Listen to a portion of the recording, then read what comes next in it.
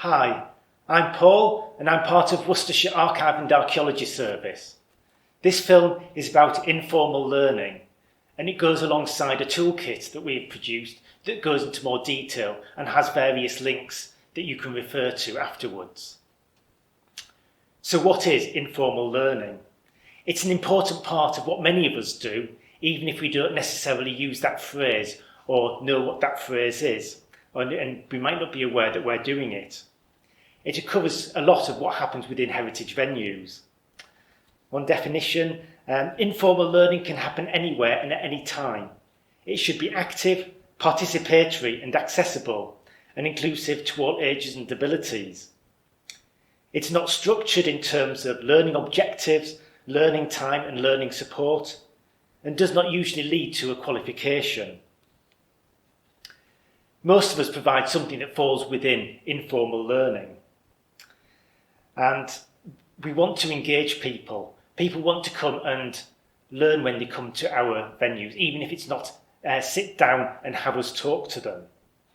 It's part of learning during the visit.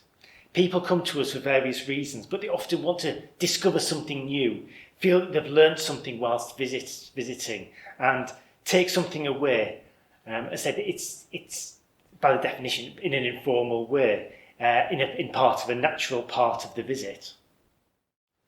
It can be the exhibition that you've put together, a family quiz sheet about the exhibition, a guided tour, drop-in events for children, families or adults, craft activities, linked to your exhibitions or site. There's all sorts of activities that people can do, not realising that they are taking part in informal learning. Well, as youngsters, wouldn't you like to be an archaeologist too? Be out in the field and digging up something that someone hasn't touched for 1,000 years or so. Let's see what we can find here. And oh, look! What is this? What a great example of something. Now, what do you think it is? What do you think it could be? Look at the shape of it. See, there's a nice rim around there. Feel it and feel how rough it is on that side. But look at that side. It's got bits in it. Now, what do you think it might be? And who made it? What's it for? This is a long time ago.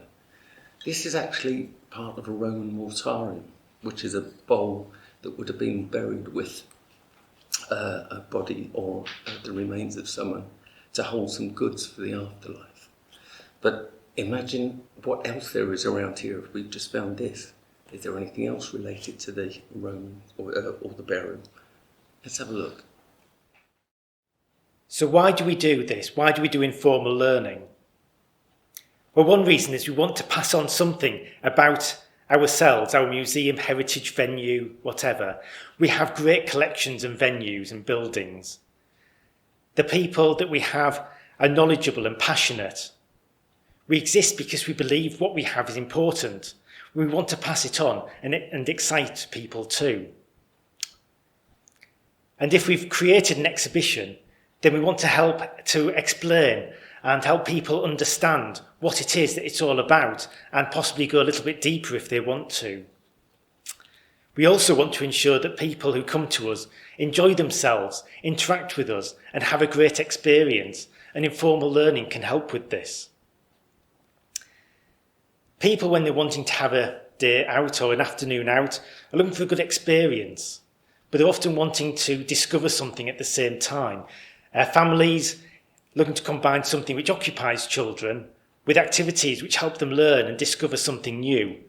Not in a formal setting like in a school, but in some sort of fun way, in a way that they might not be actually aware that they're actually learning something.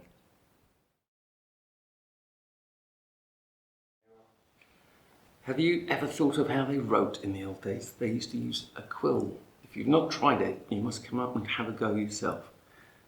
It took years of practice to actually get it right, and I haven't got it right yet. But they used to use it for writing documents, such as this. So I'd be handed this and I would sign it, so I want you to sign it, please. And let's see.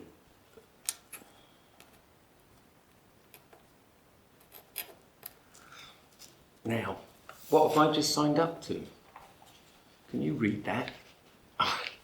I've actually just signed up for a 7-year apprenticeship as a glove maker. So unless I'd actually had the ability to read and write, then I could have signed up for anything. See if you can have a go. See if you can write. This whole document was actually written the same sort of way. It takes some practice. Why not have a go? So how do you go about planning?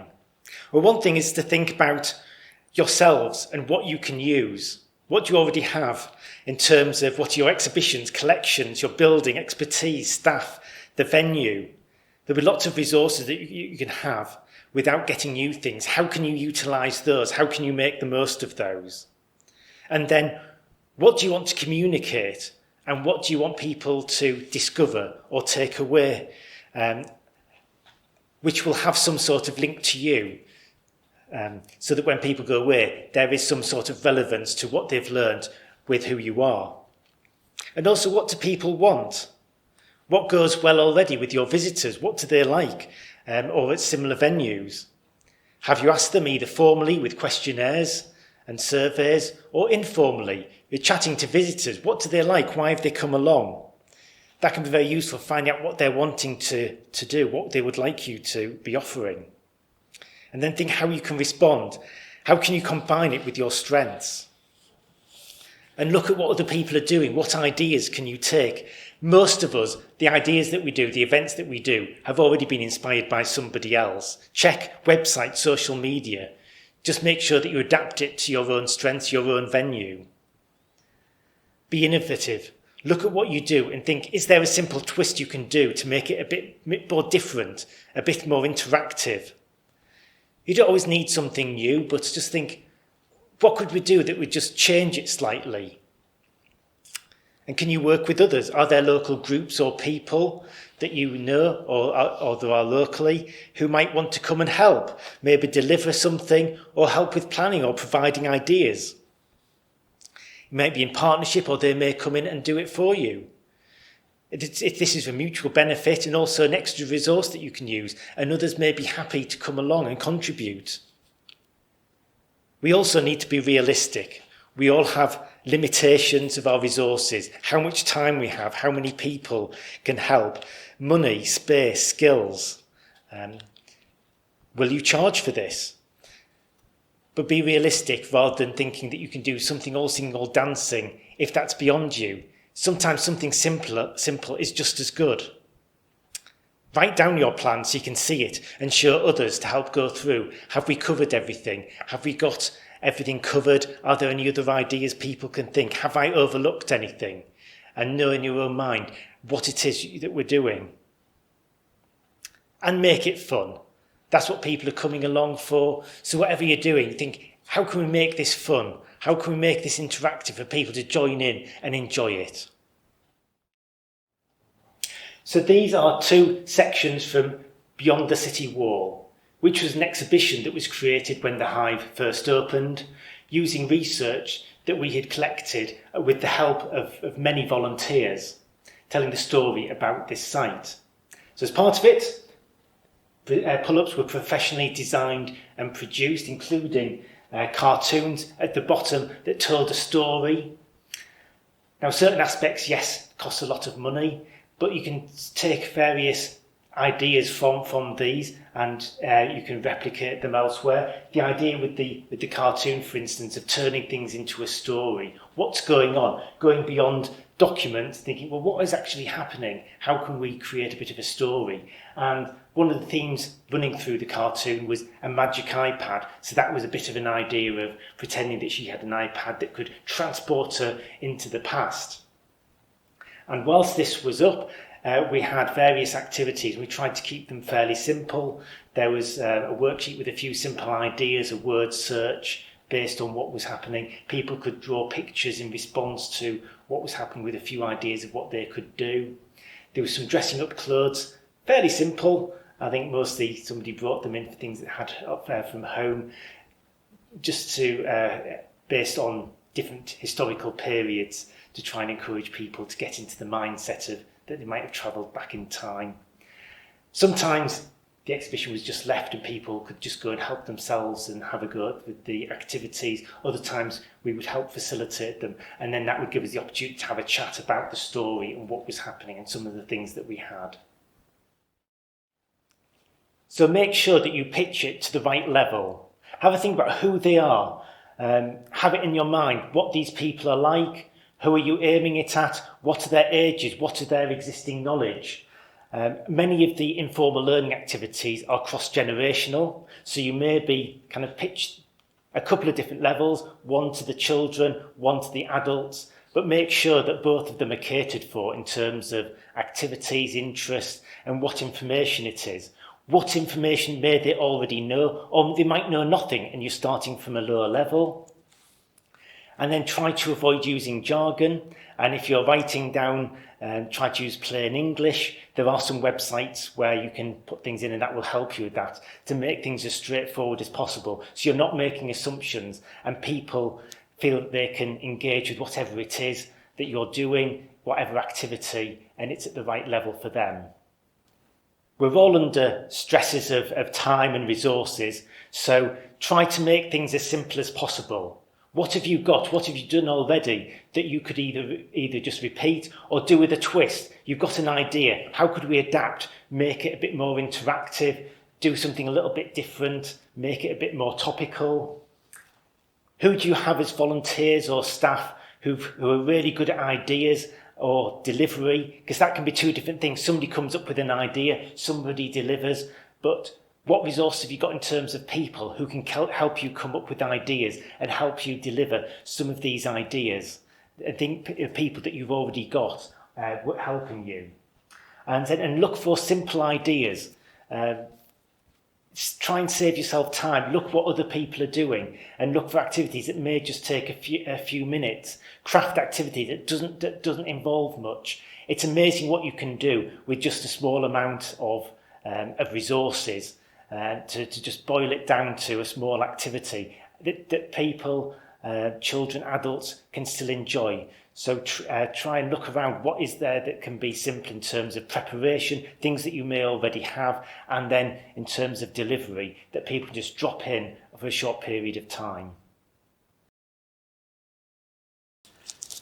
Now you've had a look at our exhibition of the coins, see if you can design one yourself. Here we've got some examples.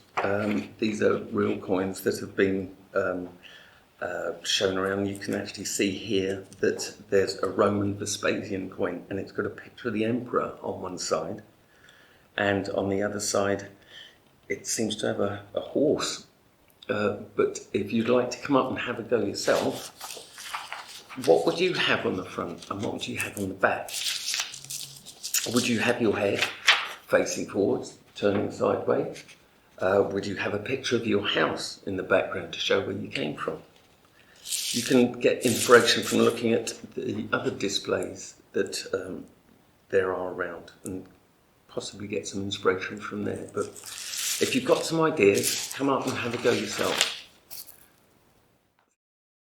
You can also do informal learning digitally, and we might want to particularly take advantage of this at the moment, when visiting museums and other venues is more limited and others may not want to get out quite so much. We've got a toolkit and video specifically about social media, so please have a look at those. If you're not as confident with this, is there anyone you know who can help? Maybe there's some people who'd quite like to volunteer just for this, because that is what they can help with. Combine your own knowledge and passion with extra help of others. So think about, what can you share with people? What do you want to communicate? What have you got? For instance, old photographs, stories of what's happened locally, various facts and things that people might not have known, information about the exhibitions you've put on, behind the scenes information. And then flip it over. What do people like? Normally something that they can connect with and is a bit different.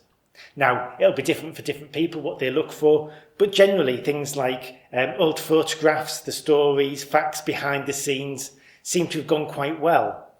People like to interact if you can find ways that people can share their knowledge as well as you sharing about what you've got. The best thing is experiment and see what's popular. And also look at what other people are doing. What are they doing? What sort of images are they sharing? Are they asking questions, doing polls, advent calendars in December, quizzes? You may have created resources already for exhibitions and other things. How can you reuse it and share it in small chunks online so that you're just repeating what you've already spent time creating? Remember to review and evaluate. Think about what went well, both for staff and volunteers and visitors, and what didn't go well, and get some feedback. Now, there's different ways. Informal feedback is great. What did people say? What were their views? Sometimes jotting it down there and then, other times later. You may have something simple for people to say whether they enjoyed something or not, or you may have particular questionnaires for people to fill in. Make a note as of what went well and what didn't for future, so maybe want to adapt. And that's one of the other things to do as well. Can you repeat it? That saves time, maybe with a twist. So if you have a quiz around your venue, maybe have the same style of event, but just change different questions, change the images. Always where possible, repeat things. Time is a precious commodity. You've spent lots of time on things. And so if something's gone well, can you adapt it again? And always see if there's anything that you can learn from it and improve. And maybe people have suggestions for what you can do in the future. This has been a Worcestershire Archive and Archaeology Service production supported by Historic England.